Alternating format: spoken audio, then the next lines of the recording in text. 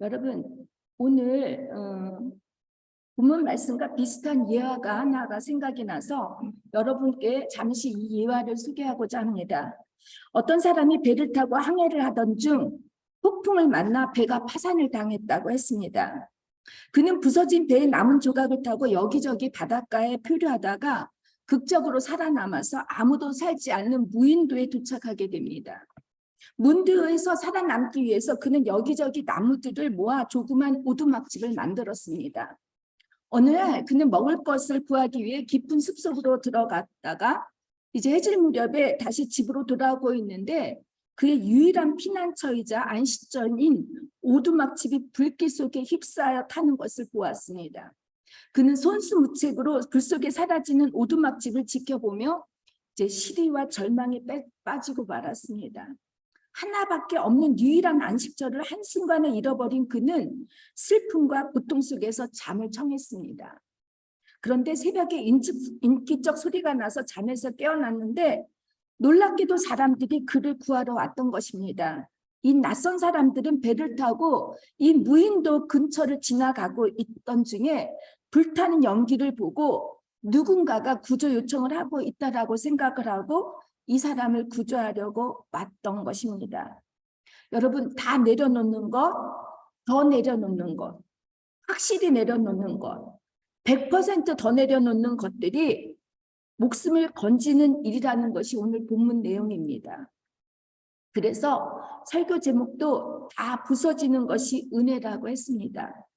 왜 다 부서지는 것이 은혜가 되는 것인지 본문 말씀을 여러분과 함께 묵상하면서 여전히 부서지지 못한 우리들의 인격과 아직도 내려놓지 못한 것이 있다면 이 시간 부서지는 은혜, 내려놓음의 은혜를 경험하시길 주님의 이름으로 축원합니다. 내려놓기를 원하십니까? 제가 지난주에 우리 교인들 한 사람 한 사람 축복 기도를 하면서 하나님께서 이분들을 어떻게 역사할지 제가 참 기대가 되었습니다. 그래서 오늘 새벽에 제가 약 때문에 이제 잠을 자다가 깼다 잠을 깨다가 하다가 제가 몇 분들을 특별히 생각하고 기도를 했는데요.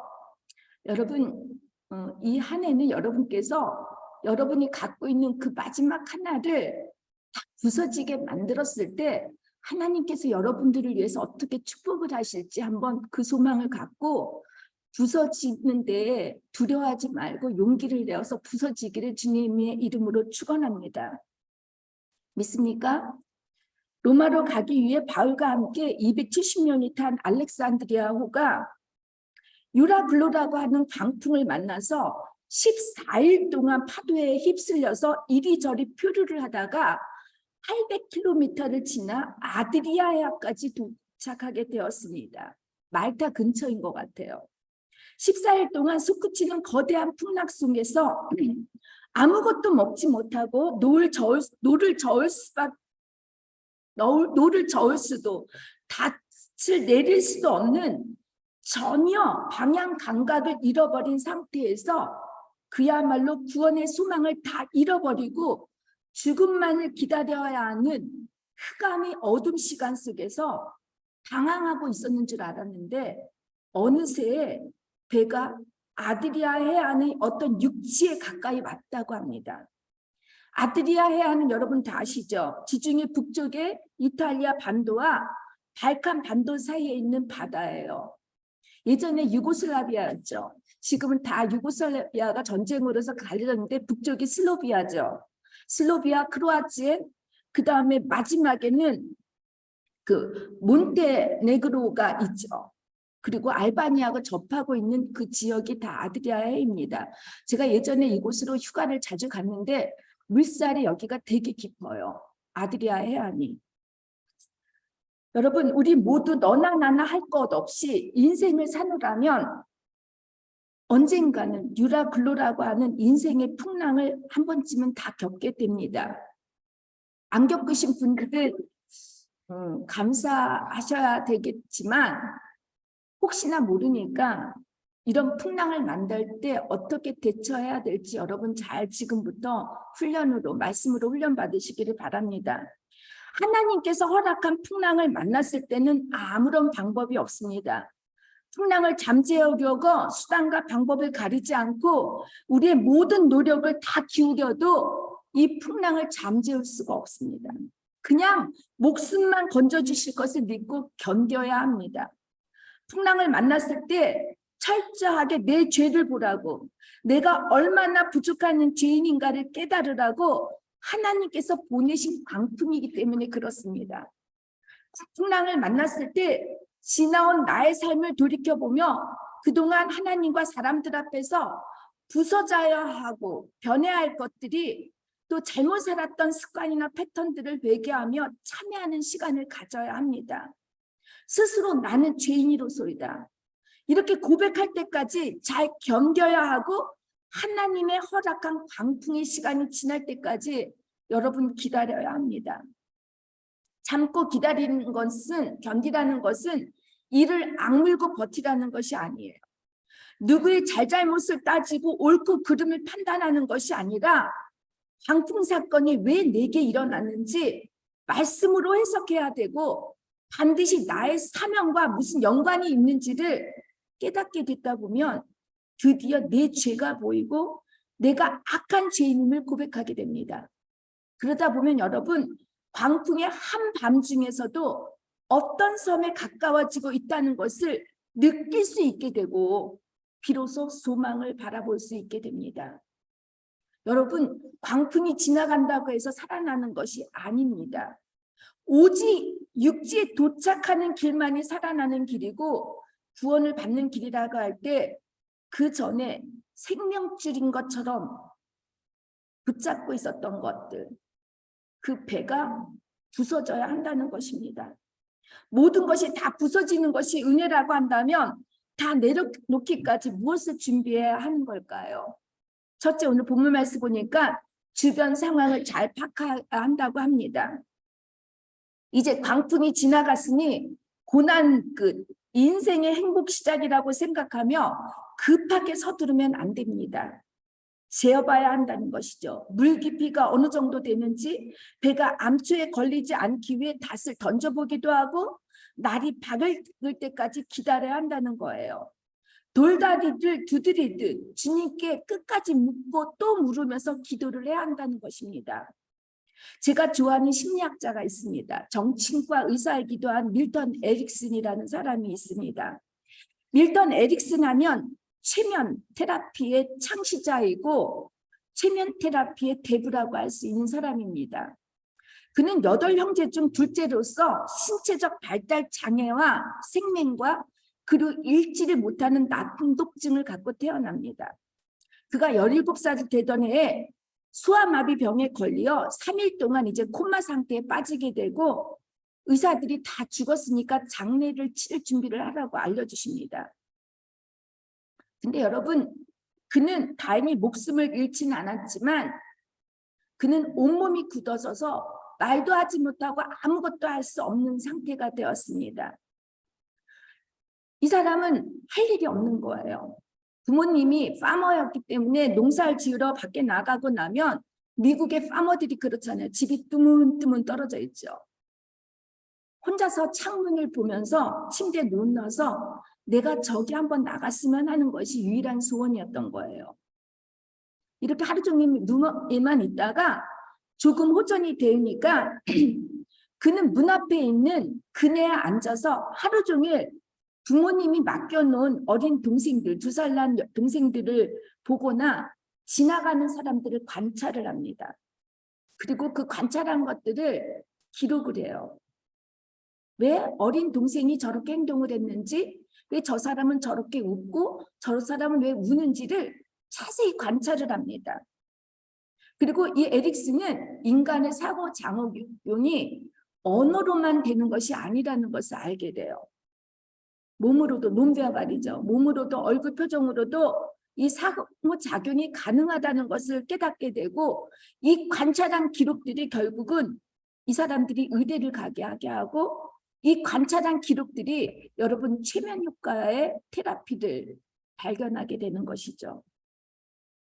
3번이나 소아마비병으로 죽을 고비를 넘겼던 그는 아내도 떠나게 돼요. 50살 때에 아내도 떠나게 되는데 그리고 평생 휠체어에 의존할 수밖에 없었지만 이렇게 훌륭한 심리학자, 정신과 의사가 될 수 있었던 거는 그의 신체적 악조건에서도 그가 갖고 있는 건 아무것도 없었어요. 할 수 있는 상태가 아무것도 없는데도 불구하고 그냥 사람들을 관찰한 것.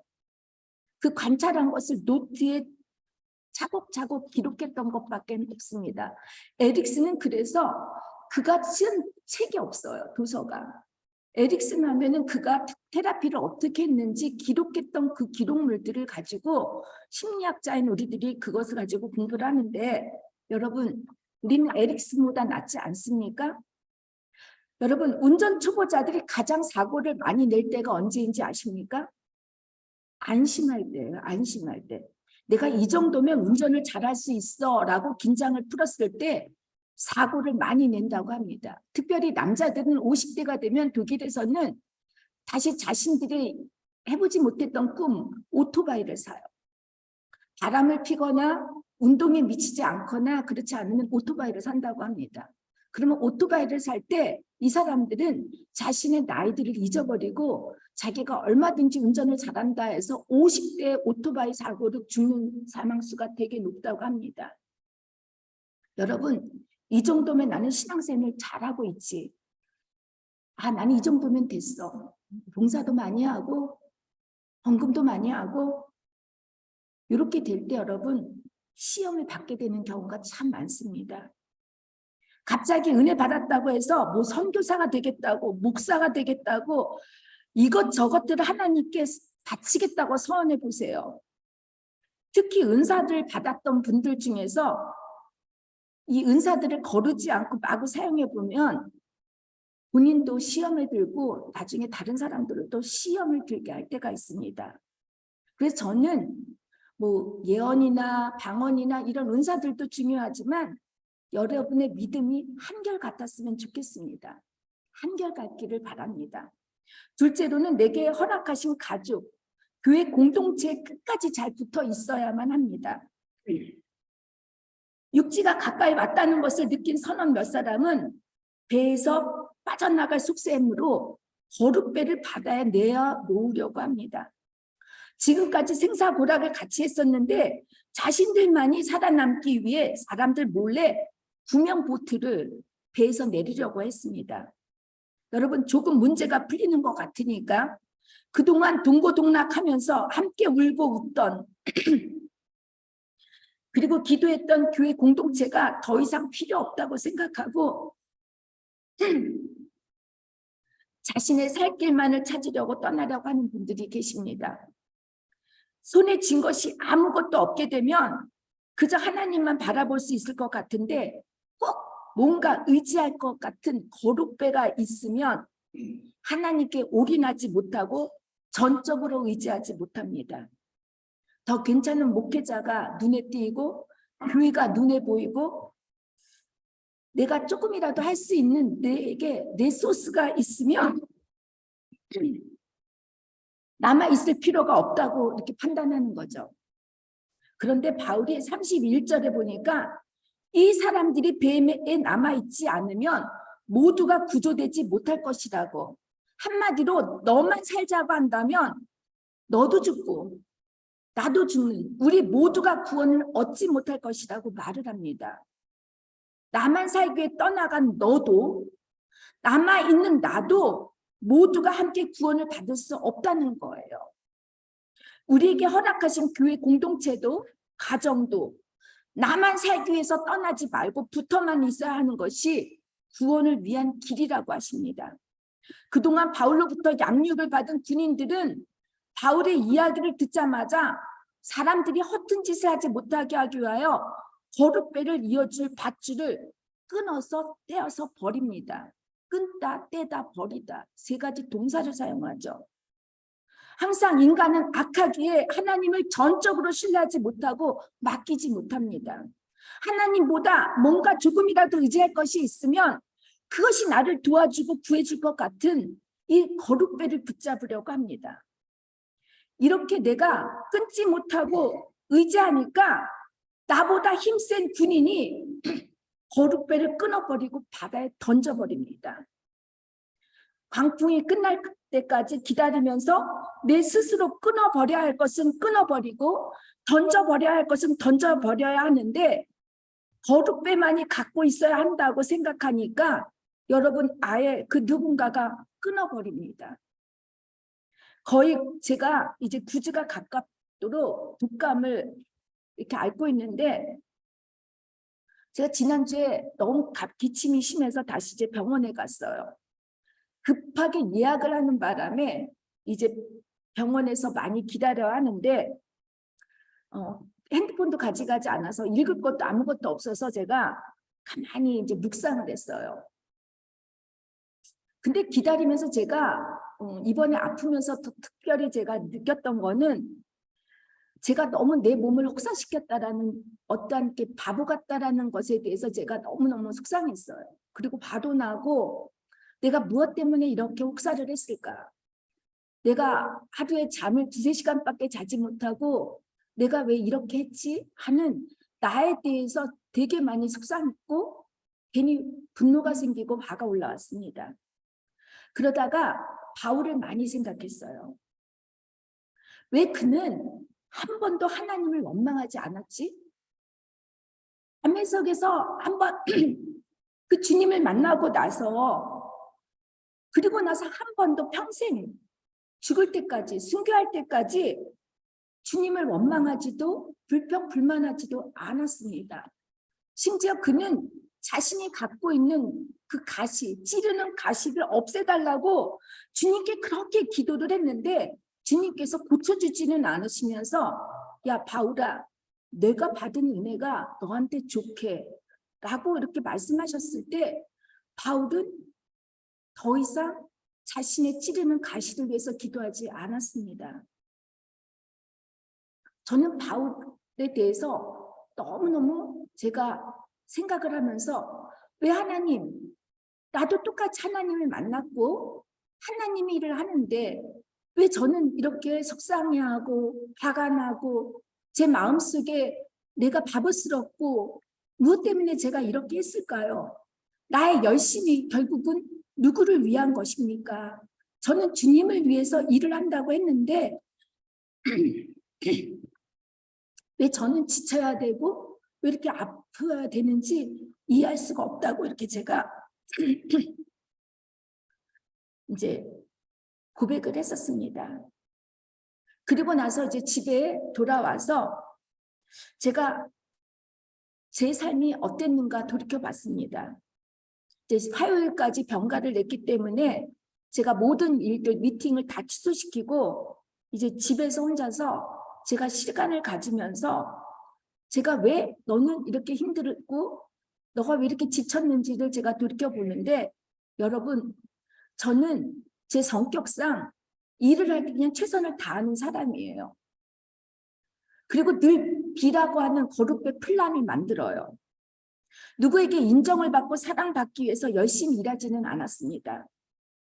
제가 열심히 일을 하지 않으면 플랜 B까지 만들지 않으면 제가 못 견딜 것 같은 거예요. 제가 가끔 꿈을 꾸는데 이건 제만 꾸는 게 아니라 목회자들이 거의 그런 꿈을 꾼다고 해요.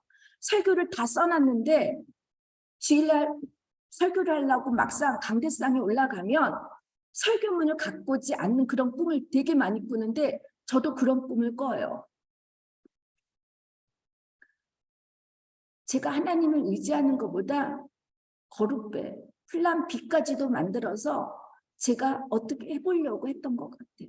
하나님의 말씀을 전할 때 준비 철저하게 해요. 기도하면서 철저하게 하지만 제가 쓰지 않으면 까먹을까 봐 두려우니까 이렇게 플랜 B를 만들어 놓고 제가 이렇게 하다 보니까 하나님 의지하지 못했어요. 여러분 대나무에 마디가 있는 것은 대나무가 바람에 꺾이지 않기 위해 곧게 자라기 위해서 마디가 있는 것입니다. 주님께서는 여러분에게 마디를 주셔요. 휴식할 수 있을 때 휴식하라고. 시간을 낼 때 충분히 시간을 내라고. 나와 교제를 갖자고 마디를 주시는데 여러분들의 일에 미치고 아이 가정에게 미치다 보면 여러분들이 정작 마디 쉬어야 할 때 쉬지 못하게 되다 보면 결국은 어떻게 됩니까? 몸이 죽어나는 것이죠. 몸이 아프면 여러분 영적인 것도 약해질 수밖에 없습니다. 저는 이번에 눈물이 뜨거운지를 처음 알았어요. 뜨거운 눈물 하는데 저는 뜨거운 눈물이 제 뺨에서 흐르는 걸 보고 정말 눈물이 뜨겁구나라는 거를 제가 이번에 깨달았습니다. 여러분의 거듭배가 구명보트가 무엇인지 한번 목장에서 나눠봐 주시기 바랍니다. 세 번째는 사랑하는 이들을 위해서 기꺼이 봉사하고 헌신하는 것입니다. 이것이 교제이고 예배입니다. 오늘 큐티 내용이 스가성에 예수님께서 찾아가셔서 스가성 여인에게 내게 물을 달라고 얘기를 해요. 오늘 찬양하는 그 찬양이 요한복음에 나오는 말씀, 스가성의 여인이 말씀할 때 당신 유대인인 당신이 나에게 왜 물을 찾느냐고, 이방인 여자에게 이렇게 이제 따져요. 예수님께서 너는 남편이 5이 있고 지금 사는 남편도 네 남편이 아니지, 이렇게 얘기를 하니까 이 여자가 의아해하는 거죠. 유대인들은 예루살렘에서 예배를 드려야 되는데 왜 나에게 찾아왔는지. 그러니까 예수님은 뜬금없이 너희가 예배를 드릴 때 신령과 진정으로 예배를 드리지 않으면 안 된다고, 예배할 때가 곧 이때라고 말씀을 하세요. 수가성 여인이 되게 놀라워해요. 그러면 나에게 그러면 목마르지 않는 그 물을 달라고, 예배할 때가 이때라고 한다면 언제냐라고 제가 오늘 큐티 그 적용란에 썼는데 바로 지금 주님이 만날 때, 교제를 나눌 때, 물을 떠서 대접하고 물을 함께 마실 때, 이때가 바로 주님을 만날 이때가 예배라는 것이라는 것이에요. 제가 예전에 타이타닉 영화를 본 적이 있는데 가장 인상적인 장면이 기억이 납니다. 이제 갑판에 물이 차오르니까 사람들이 서로 살려고 이제 아비규환이었습니다. 이때 의연하게 타이타닉 그 악단의 그 바이올린 연주자가 다른 3명의 연주자들과 내 주를 가까이 하게 함은 그 찬송가를 연주를 합니다. 구명보트에 오르지 못한 많은 승객들이 이 연주를 들으며 이제 차분히 죽음을 준비합니다. 그러면서 이 타이타닉 감독은 사람들의 아비규환 소리를 이 찬양과 밤에 나오는 그 별을 대조적으로 이렇게 보여주는데 저한테 참 인상적이었어요. 어둡고 차가운 바다에서 배가 침몰하기 전까지 이들의 연주는 아마도 세상에서 가장 감동스러운 위대한 연주였을 것이라고 생각합니다. 바울은 광풍이 다 지날 때까지 무작정 기다리라고 하는 것이 아니라 배에서 음식을 먹자고 해요. 14일 동안 아무것도 먹지 않고 고생을 했는데 이제 음식을 먹지 않으면 살아남을 자가 없을 것이고 어느 누구도 머리카락 하나도 잃지 않을 것이라고 권면을 하고 위로를 합니다. 그리고는 먼저 본인이 모든 사람들 앞에서 빵을 들어 하나님께 감사하고 기도를 하고 떼어 먹습니다. 이를 보던 배 안에 있던 사람들이 용기를 얻어서 음식을 먹었는데 아주 배불리 먹고 그 모든 식량들을 바다에 던져버리고 배를 가볍게 했다고 합니다. 여러분, 가진 것을 서로 나누어서 배를 불리고 모든 것을 버릴 수 있는 애찬 나눔이 얼마나 아름다운 모습입니까? 276명 모두가 하나님께 감사드리는 것, 함께 나누는 식사의 모습이 여러분 천국의 모습이 아닙니까?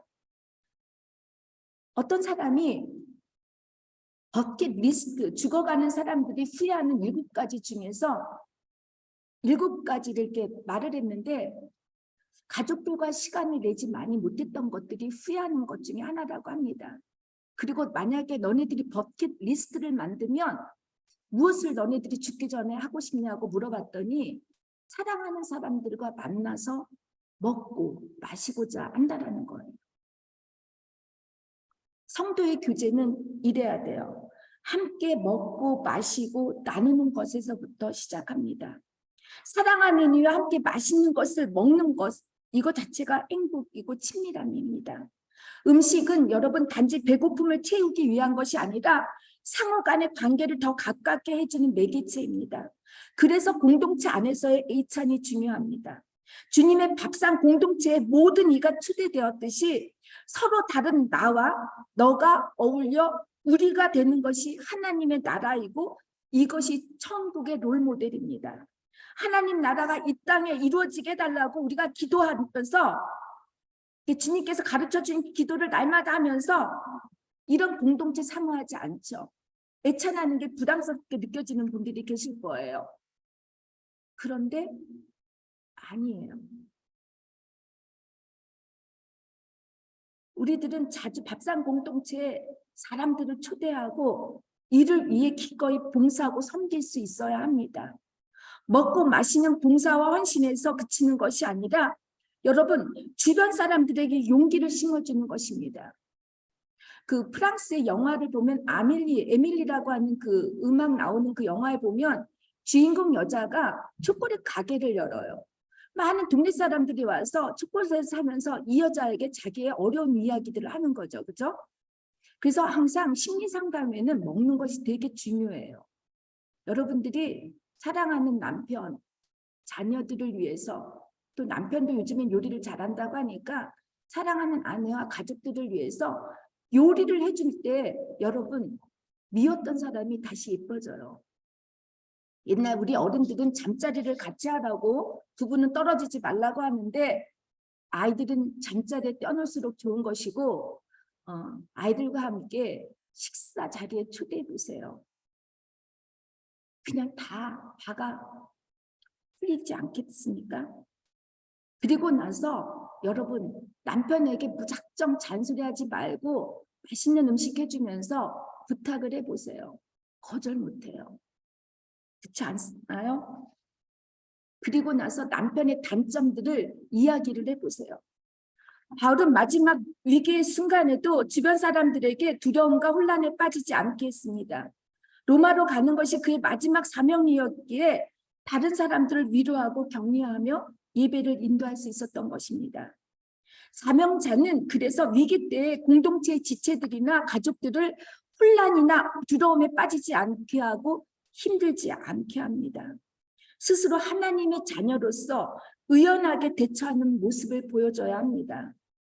교회 공동체 안에서도 가정에서도 직장과 사회에서도 남의 잘못된 것만을 들추어 시끄럽게 하는 사람들이 있습니다. 혼자만 힘들어하면 될 텐데 이런 분들은 꼭 지원군들을 동조자들을 찾아요. 그래서 다른 사람까지도 죄를 짓게 만들고 시험 들게 하죠. 결국은 어떻게 됩니까? 싸우고 분열이 일어나서 망치게 됩니다. 이런 것은 사탄이 좋아하는 일이고 성령을 회방하는 일이기 때문에 여러분 두려워해야 합니다. 가진 것이 많지 않아도 내게 주어진 그 작은 리소스를 가지고 최선을 다해 섬기고 대접하고 기도와 감사를 함께 나누는 것이 진정으로 예배입니다. 참된 교제가 일어나고 사랑과 기쁨의 예배가 회복되니까 여러분 날이 새었다고 합니다. 이제 마지막으로 네 번째는 다 부서지는 것이 은혜로다 고백할 수 있어야 합니다.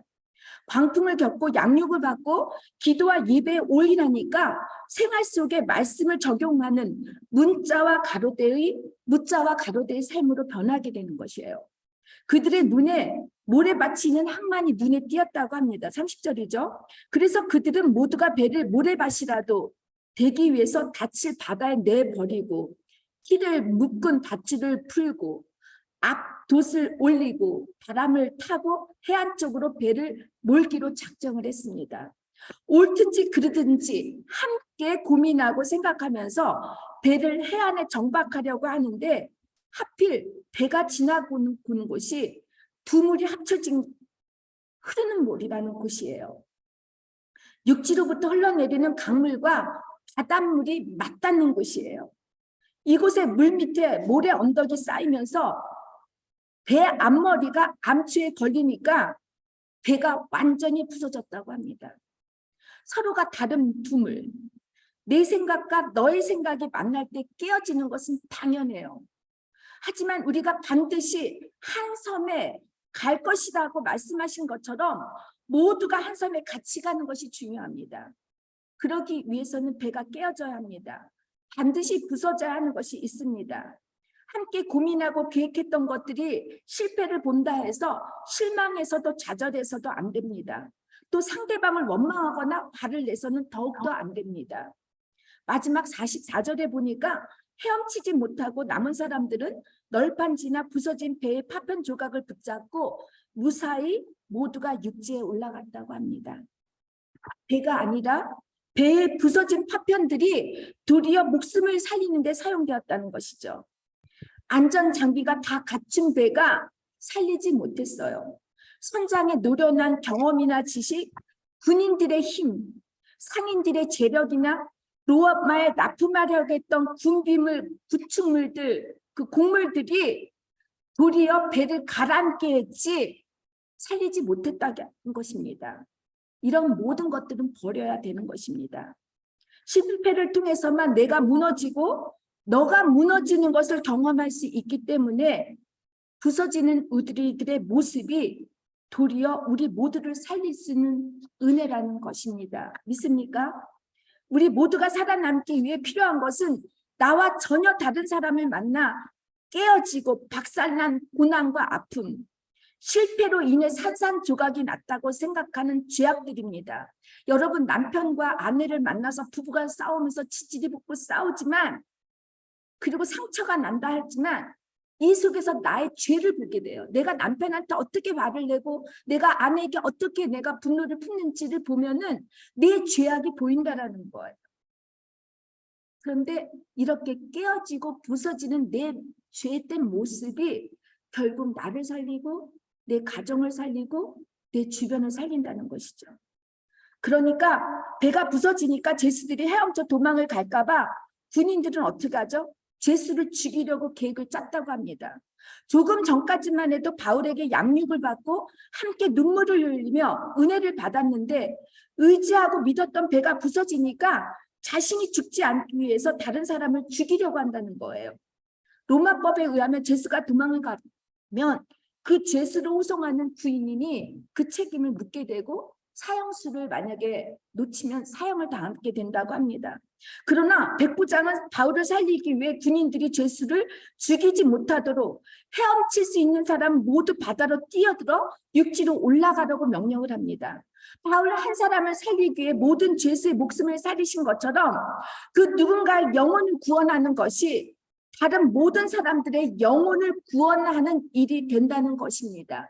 여러분들의 남편, 여러분들의 아내, 자녀, 그 이웃을, 그 사람을 구원시키는 여러분들의 노력이 결국은 그 사람을 구원시키는 게 아니라 모두를 구원시키는 것이라고 합니다. 이것이 전도이고 이것이 선교죠. 믿습니까? 가정에서도 교회 공동체 안에서도 그 한 사람이 죽도록 미워서 그 한 사람 없기를 바라면 여러분 결국 나도 죽고 다른 모든 사람도 죽이는 일이 될 수 있지만 반대로 그 한 사람의 영혼을 위해 참고 기도하고 사랑하게 되면 나뿐 아니라 모두가 살리는 일이 된다는 것을 잊지 마시기를 주님의 이름으로 축원합니다. 내 마음에 들지 않는 그 미운 한 사람, 근데 그게 유일하게 남편이게 되면 참 곤란하죠. 아내가 되면 참 곤란하죠. 하나님께서 나를 통하여 한 사람의 영혼을 위해 사용하시기 위해 나에게 붙여준 사람입니다. 그 사람이 여러분 없어지면 살 것 같죠? 알더니가 빠져서 할렐루야 할 것 같죠? 아닙니다. 여러분 죽습니다. 결국 내 사명을 걸으시는 것이기에 원망하지 말아야 됩니다. 우리 레오 집사님은 김 집사님을 계속 이렇게 옆구리 찌르는데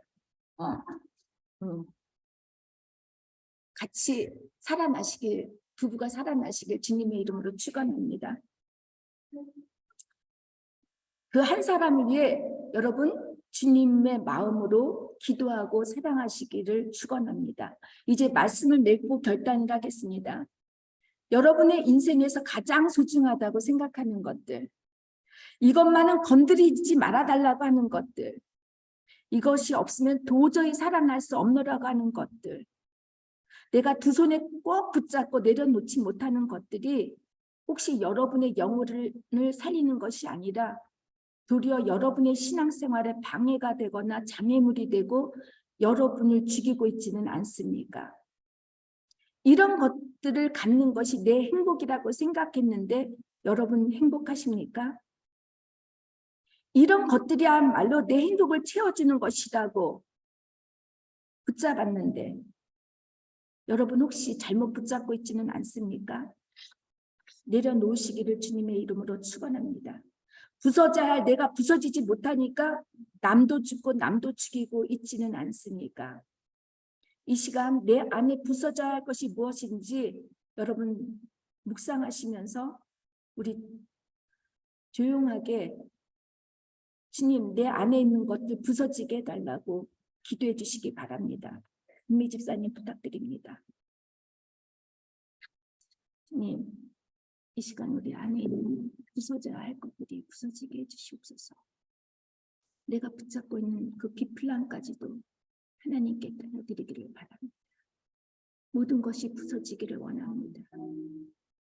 하나님, 우리가 하나님을 진정으로 사랑할 때 하나님 나 앞에 붙여준 그 사랑이 밉다 할지라도 그것이 그 영혼을 살리는 것이 내 영혼을 살리는 것이라고 하듯이 하나님 부서지기를 원합니다. 깨끗이 부서지기를 원합니다. 결국 그 부서진 나의 그 죄악된 조각들이 하나님 나를 살리는 것이고 우리 공동체를 우리 가정을 살리는 것이 우리 하나님 부서지기를 원합니다. 주님 은혜를 채워주시옵소서. 부서지기를 원합니다. 인도하여 주시옵시고 우리를 축복 허락하여 주시옵소서. 감사를 드립니다. 주님 붙잡아 주시옵시고 인도하여 주시옵소서.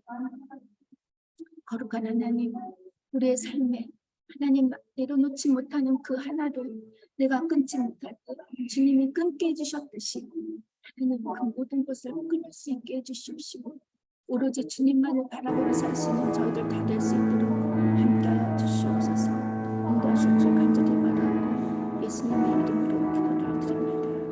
아멘. 주님, 내가 사는 일이 내 가족을 살리는 일이 결국 내가 갖고 있는 그 소중한 것을 주님께 드릴 때라고 말씀하셨습니다.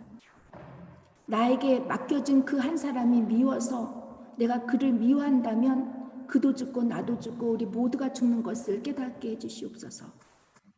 그를 나의 죄악을 보기 위해서 보내주신 그 사용된 도구라고 한다면 하나님 그를 더욱더 긍휼히 여기며 내 죄가 고백될 때까지 그를 사랑할 수 있도록 우리를 붙잡아 주시옵소서. 그래서 하나님 2023년 우리 새해에는 우리 가족들이 살아나기를 원합니다. 공동체가 살아나기를 원합니다. 그리고 우리 모두가 살아나는 것을 바라보며 감사할 수 있게 해주시고 우리가 흐르는 그 내려놓는 그 은혜 속에서 하나님 많은 이들이 함께 더불어 살아가는 진정한 삶의 예배 기쁨이 회복되기를 주님 감사하며 주님께 기도를 드리오니 들어 응답하여 주시옵소서. 예수님의 이름으로 기도를 드립니다. 아멘.